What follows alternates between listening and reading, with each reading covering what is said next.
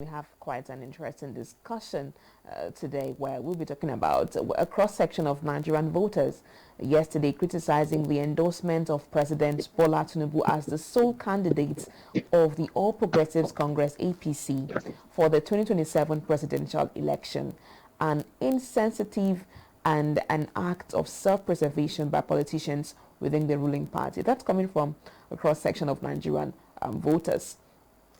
So joining us this morning to talk about APC endorsement of Tinubu for 2027 and what it holds for our democracy, we have a guest, Enete Igere, who will be joining us to make sense of it all. All right, so on Thursday, the APC's 22 governors, all its members in the National Assembly and its National Working Committee, alongside zonal leadership, endorsed and adopted President Tinubu as the party's sole candidate barely 2 years into his administration, and despite the fact that the president is yet to formally announce his intention to seek re-election. Reacting to the developments, Nigerians who spoke with newsmen yesterday expressed disappointment but said the move did not come as a surprise. Many of them lamented the unbearable cost of living and said the administration had failed to meet expectations. In interviews, citizens from various walks of life voiced frustration over economic hardship, insecurity, and worsening poverty under the current government. Rashida Mohammed, an administrative officer at a real estate firm in Abuja, was blunt in her assessment of Tinubu's leadership. She said that Tinubu does not deserve a second term, that look at how poorly he has performed in his first tenure, that the country is at its lowest point right now. And then she also pointed out that the cost of everything has doubled and more people are going hungry daily. And she said basic items she once purchased without thought have now become luxuries.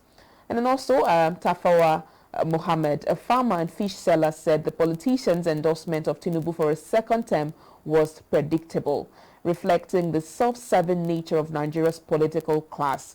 He also criticized the government's policy direction, especially the rollout of compressed natural gas (CNG) without making it affordable or accessible. And then he also added that his business has suffered severely since Tinubu took office, that fish feed that used to cost about 7,000 naira to 10,000 naira now sells for over 21,000 naira. So we'll take some more reactions to that, but let's see if we have our guest on this morning. Hello, good morning, Mr. Enete Igere. Yes, good morning. It's good to have you on the big story today. First of all, we'll just start with what the endorsement of President Tinubu by 22 governors indicate about his current political standing within the All Progressives Congress APC and the broader Nigerian political landscape. Okay, looking at that based on your introduction, I think we are having a problem with how we view politics as citizens in Nigeria. Because first, we must realize that what has happened is strictly an matter with the APC. The party has decided to say, okay, what we can call to pass a vote of confidence on the president is different from what the general public would want, because it's an internal issue, it's a party issue, and it's not different anywhere in the world. It is how it is done politically in the world. Because if you remember, before the last American primaries, even President Joe Biden was even endorsed. He was like this. He was the sole candidate for the Democrats even before primaries, where he had to pull out because of after he didn't go right with his first debate. So yes, it is not strange. It's an internal issue. It's a party issue. That is not the primaries. They are just passing a vote of confidence by saying that they endorsed him for the 2027 election. It's like saying, okay with what you are doing. We are okay with governance with you. It is not saying that, oh, there will be no primaries. That's not what they are saying. Even if anybody comes up, they are saying we are standing behind the president. And it's a party issue. It's not a national issue yet. Okay, so it's just a party issue, and it's in no way going to stop them from conducting a primary election.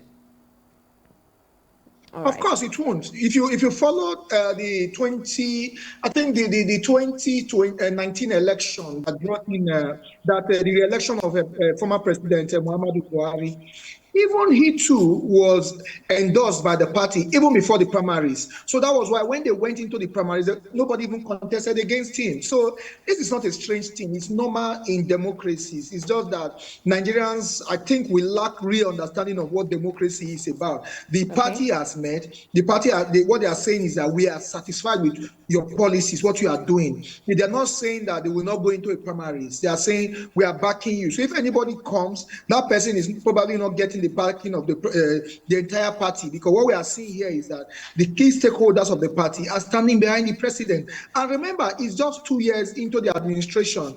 The party, they will still meet before primaries. So this is just how democracy works. It's just that we over-centralize things in this country. That's why it's a big matter of discussion now. All right. But with this endorsement, what exactly does it where does it put opposition parties now at this time? Is it something that's supposed to make them scared, or something that's going to make them feel stronger because they already know the person that they will be running against? Where does this put the opposition parties? It's interesting. I think in recent weeks we started hearing the opposition parties saying is disturbing their party. And at the time, I Yes. think I heard something about, I think whether the opposition party was talking about one party state, that the APC is turning Nigeria into a one party state. Yes. You see, one thing I have noticed about the opposition parties, like, it appears they are very weak and they're not really doing real opposition politics, because they seem to be they want the APC to make it easier for them. The truth is that the ruling party or the leading party now will not make it easier for you. Nobody will do that. The opposition party, what APC have done now is to really shake the opposition party, to make them know that as a party, the APC is united. That's what they've done. So it is left for the opposition party to go and look at what they would do. But when you look at the media, you keep saying that I've seen the opposition saying the APC is jittery. What you are seeing here is that the APC is saying we have a united house. We are all together in this. We swim together. That's what they are actually saying. And it makes them stronger, because if they can have internal cohesiveness to say this is how we are going towards 2027 election, it means that the opposition party has a problem. It means that within the ranks of the APC, they are firmly intact. So we've not heard anybody saying, no, I disagree with this endorsement. Rather, we are seeing them saying we are with it. And funny enough, we are seeing members of the opposition party even towing the line of the APC in endorsing the president. So the opposition party is really going to find it a difficult nut to crack. All right. Now, let's talk about defections. You already did mention that. How are defections and endorsements going to reshape the political alliances ahead of the 2027 elections? Because now we've seen so many persons defect to the APC, and then as soon as they get to the APC, they are joining now to endorse President Tinubu for 2027. Do you think this is going to affect the elections in any way, these new political alliances? Yeah, what we've found with Nigerian politics since 1999 is that we have fluid politicians who flow where the tide or the ebb takes. So what we are going to find, in my opinion, for now, what we are seeing now is that the situation has not changed. Politicians are still moving from one party to the other.